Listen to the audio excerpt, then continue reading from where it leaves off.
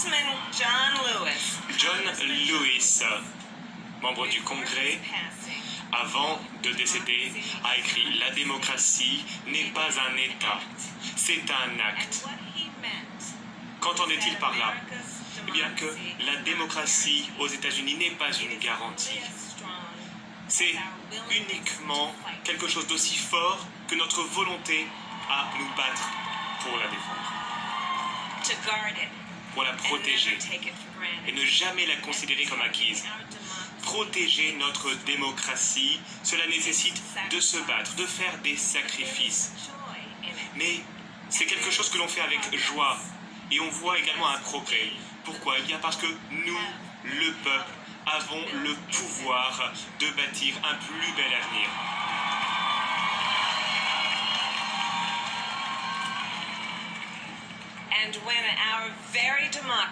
Et lorsque notre démocratie était en jeu dans le cadre de cette élection, lorsque l'âme des États-Unis était en jeu, lorsque le monde nous regardait, vous avez ouvert un nouveau chapitre pour les États-Unis.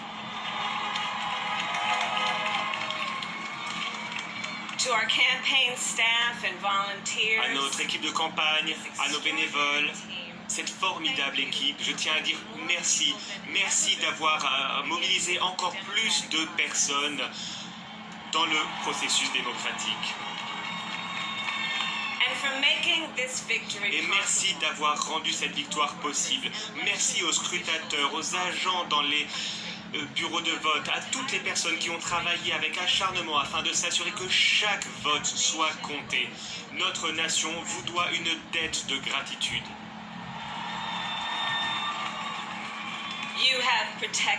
Vous avez protégé l'intégrité même de notre démocratie.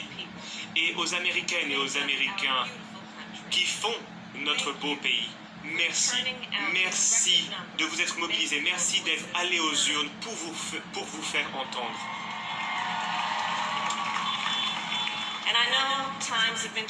Je sais que les temps ont été durs, en particulier ces derniers mois. La peine, le chagrin, la douleur, les inquiétudes, les difficultés. Mais nous avons également observé du courage, votre résilience et la générosité de votre esprit. Pendant 4 ans, vous avez défilé pour promouvoir l'égalité, la justice pour nos vies, pour notre planète. Et ensuite, vous avez voté.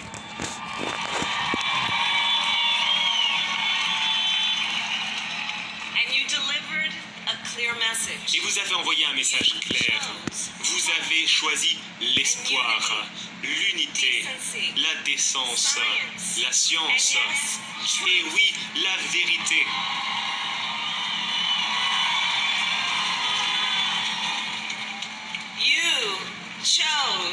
Vous avez choisi Joe Biden comme le prochain président des États-Unis d'Amérique.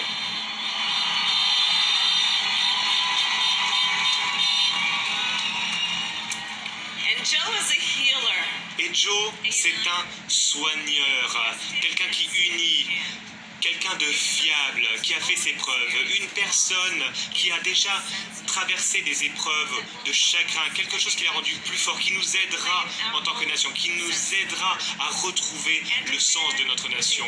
C'est un homme au grand cœur, un homme qui aime sans limite, c'est son amour pour Jill, qui sera une formidable première dame d'ailleurs. C'est son amour pour Hunter, pour Ashley, pour ses petits-enfants et pour toute la famille Biden.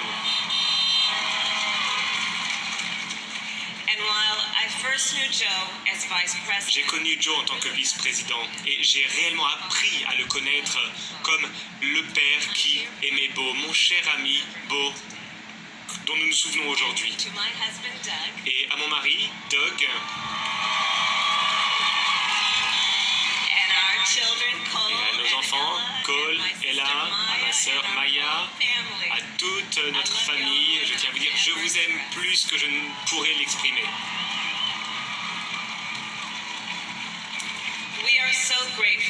Nous sommes éternellement reconnaissants envers Joe et Jill qui nous ont accueillis dans leur famille pour cette formidable aventure et pour la personne qui est responsable de ma présence ici, ma mère, Shamala, qui est toujours dans nos cœurs.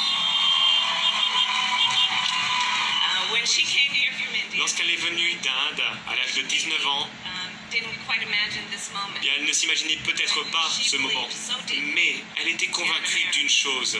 Elle savait que aux États-Unis, ce genre de choses est possible. Je pense donc à elle. Je pense à la génération de femmes, les femmes noires,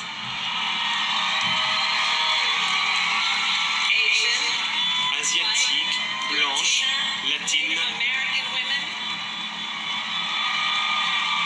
amérindiennes, toutes ces femmes qui, à travers l'histoire, ont ouvert la voie jusqu'à arriver à ce moment. Des femmes qui se sont battues, qui ont fait des sacrifices, d'énormes sacrifices pour atteindre l'égalité, la liberté et la justice pour toutes et tous.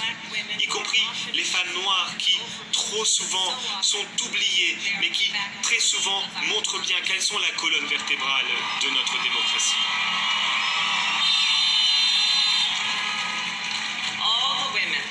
Toutes les femmes qui se sont assurées d'obtenir le droit de vote depuis un siècle, il y a 100 ans avec le 19e amendement, il y a 25 ans avec la loi sur le droit de vote et aujourd'hui en 2020 avec une nouvelle génération de femmes dans notre pays qui ont voté, qui se sont fait entendre pour se battre pour leur droit à être entendu, leur droit de se faire entendre par le biais du vote.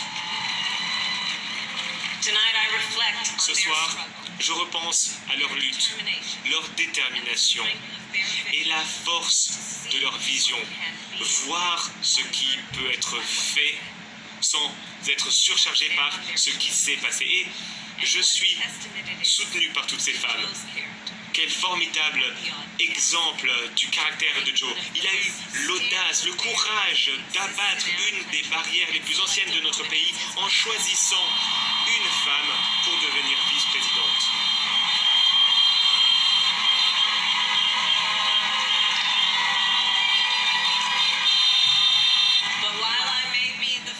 Je suis peut-être la première femme à accéder à la vice-présidence, mais je ne serai certainement pas la dernière.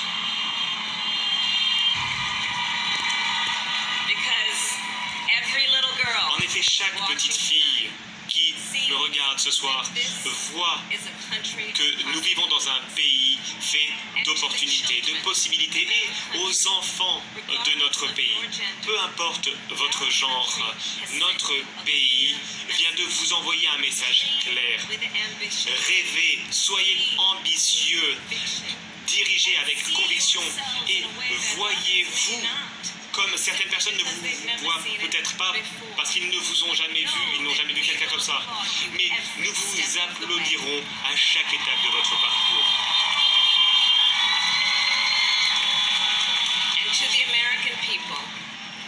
Aux Américaines et aux Américains, peu importe pour qui vous avez voté, je vais faire tout ce que je peux pour être la même vice-présidente que Joe Biden était pour Barack Obama. Honnête, loyale, préparée, me réveillant chaque matin en pensant à vous et à vos familles. Car voilà le moment où le travail commence, le travail difficile, le travail nécessaire, le bon travail, le travail essentiel pour sauver des vies et vaincre cette épidémie, reconstruire notre économie afin qu'elle profite à toutes les personnes pour supprimer le racisme systémique dans notre société, pour lutter contre le changement climatique, pour unir notre pays et penser les blessures de l'âme de notre nation.